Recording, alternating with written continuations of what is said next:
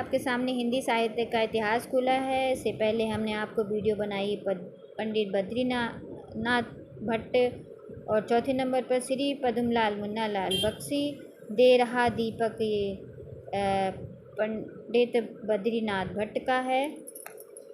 और अब हम आपको पढ़ाएंगे आगे से यहाँ तक, पेज नंबर 548 में। यहाँ से हमने छोड़ा है वीडियो में, तो आगे सुनने के लिए आप वीडियो देख लीजिएगा और लाइक कर दीजिएगा, क्योंकि नेट और जेआरएफ और पीजीटीजीटी में अब अंदर से पूछने लगे हैं, तो आपके लिए काफ़ी उपयोगी हो गया है ये वीडियो। देखिए, सुनिए। कलावाद के प्रसंग में बार बार आने वाले सौंदर्य शब्द के कारण बहुत से कवि बेचारी स्वर्ग की अप्सराओं को पर लगाकर कोहकाफ की परियों या बहिश्त के फरिश्ता के तरह उड़ते हैं। सौंदर्य चयन के लिए इंद्रधनुष बदला, उषा, विकच, कलिका, पराग, सौरभ, स्मित, आनंद, अधपल्लव इत्यादि बहुत ही सुंदर और मधुर सामग्री प्रत्येक कविता में जुटता आवश्यक समझते हैं। स्त्री के नाना अंगों के आरोप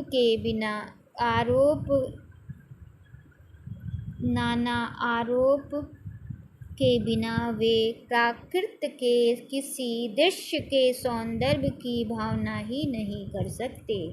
कला की पुकार के कारण यूरोप में गीत पुस्तकों, लिरिक्स का ही अधिक चलन देखकर यहाँ भी सभी का जमाना यह बताकर कहा जाने लगा कि अब ऐसी लंबी कविताएं पढ़ने की किसी को फुर्सत कहाँ, जिनमें कुछ इतवृत्ति भी मिला रहता है। अब तो विशुद्ध काव्य की सामग्री जुटाकर सामने रख देनी चाहिए, जो छोटे छोटे प्रगीत मुक्तों में ही संभव है।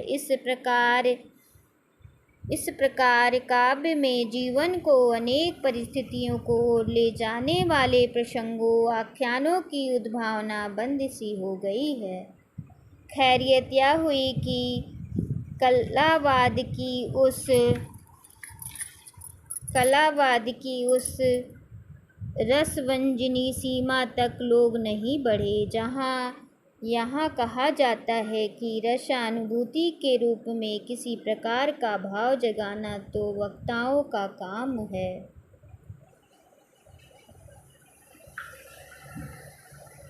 कलाकार का काम तो केवल कल्पना द्वारा बेलबूटे या बारात की फुलवारी की तरह शब्दमयी रचना खड़ी करके सौंदर्य की अनुभूति उत्पन्न करना है। हृदय और वेदना का पक्ष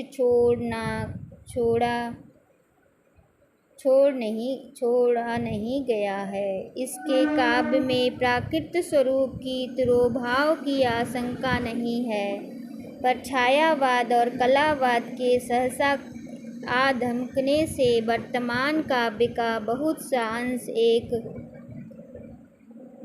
बंधी हुई लीक के भीतर सिमट गया, नाना अर्थभूतियों भर ना जाने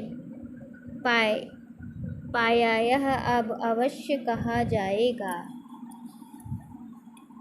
छायावाद की शाखा के भीतर धीरे धीरे काव्य शैली का बहुत अच्छा विकास हुआ, जिसमें संदेह नहीं। इसमें भाववेश की आकुल व्यंजना, लक्षणिक वैचित्र भूमि, प्रत्यक्षीकरण, भाषा की वक्रता, विशेष चमत्कार, कोमल पद विन्यास इत्यादि काव्य का स्वरूप संगठित करने प्रचुर सामग्री दिखाई पड़ी। भाषा की परिमार्जना में किसी प्रकार खड़ी बोली कविता के रूखे सूखे रूप उब कर कुछ कबीर उसमें सरलता लाने की चिन्ह दिख रहे थे। यह कहा जा चुका है, अध्यापिका रहस्य का नूतन रूप हिंदी में ना आता तो शैली व्यंजना पद्धति उक्त विशेषताएं क्रमशः स्फुटी होती और उसका स्वतंत्र विकास होता। हमारी काव्य भाषा में लाक्षणिक का कैसा अनूठा आभास घनानंद की रचनाओं में मिलता है, यह हम दिखा चुके हैं। छायावाद जहाँ तक आध्यात्मिक प्रेम लेकर चला, वहाँ तक रहस्य के ही अंतर्गत रहा।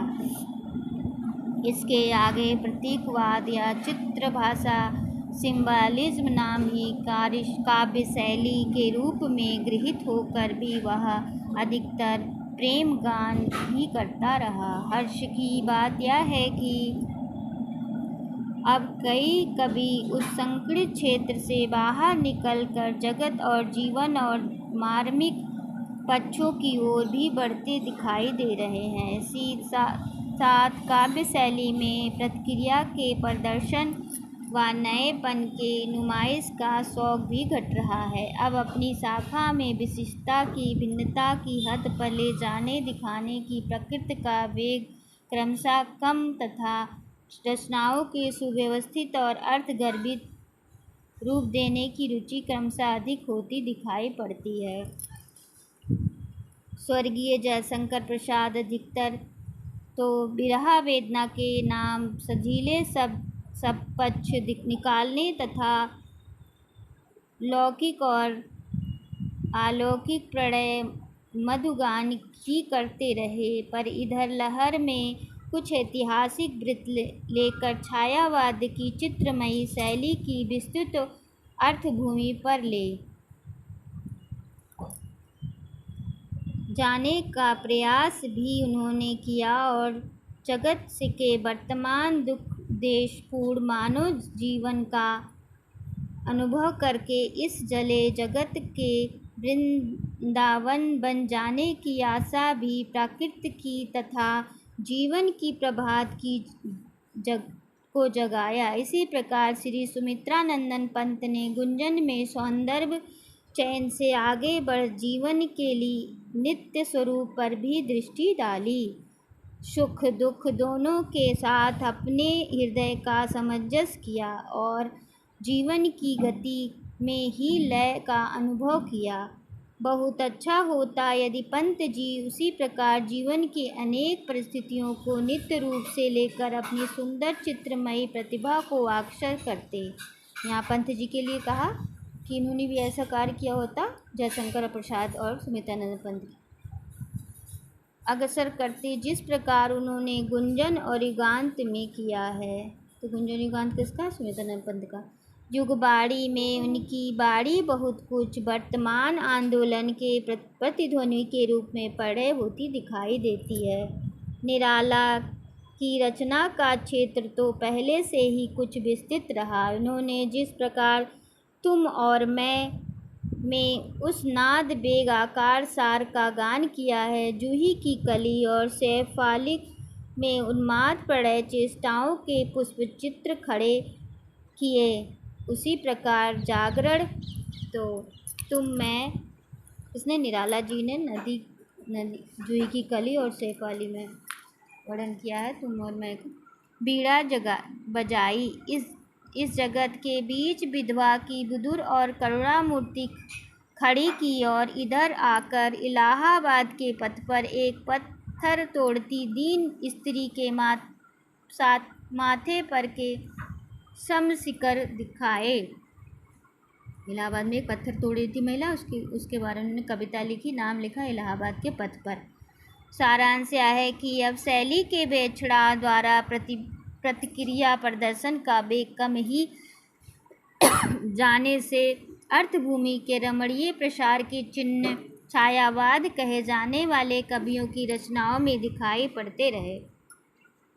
इधर हमारी साहित्य क्षेत्र में प्रवृत्तियों का परिचलन बहुत कुछ पश्चिम से होता है। कला में व्यक्तित्व की चर्चा खूब फैलने से कुछ कवि लोक के साथ अपना मेल ना मिलाने की अनुभूति को बड़ी लंबी चौड़ी व्यंजना, कुछ मार्मिकता और कुछ फक्कड़पन के साथ करने लगे हैं। भाव क्षेत्र में असमंजस की इस अनुभूति का भी एक स्थान अवश्य है, पर यह कोई व्यापक या स्थायी मनोवृत्ति नहीं।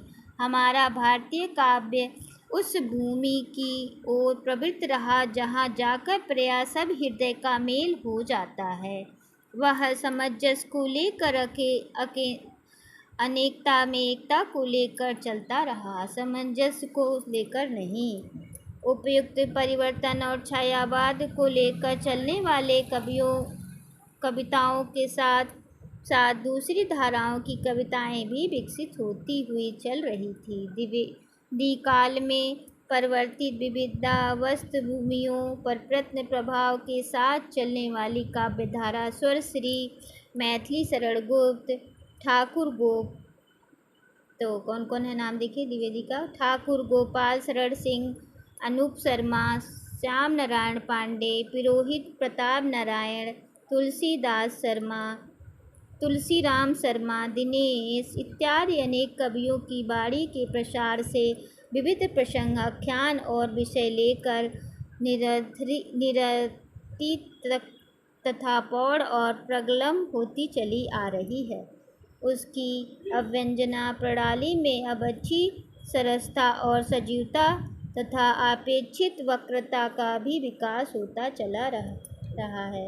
यद्यपि कई वादों के कूद पड़ने के प्रेम गान में परिपाटी लौ रिलिक्स का फैशन चल पड़ने के कारण अर्थभूमि का बहुत कुछ संकोच हो गया और हमारे वर्तमान काव्य में बहुत सा भाग कुछ रूढ़िवादियों को लेकर बधी लीक पर बहुत दिनों तक चल फिर स्वाभाविक स्वच्छंदता टू रोमटिज्म के इस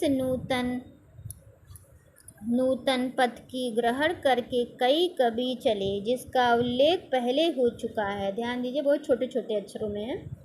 पंडित राम नारायण त्रिपाठी के संबंध में द्वितीय उत्थान के भीतर कहा जा चुका है कि द्वितीय उत्थान के आरंभ में मुकुटधर पांडे की रचना छायावाद, इसकी रचना मुकुटधर पांडे के पहले जिस प्रकार नूतन स्वच्छंद मार निकल रही थी, यह भी हम दिखा आए हैं।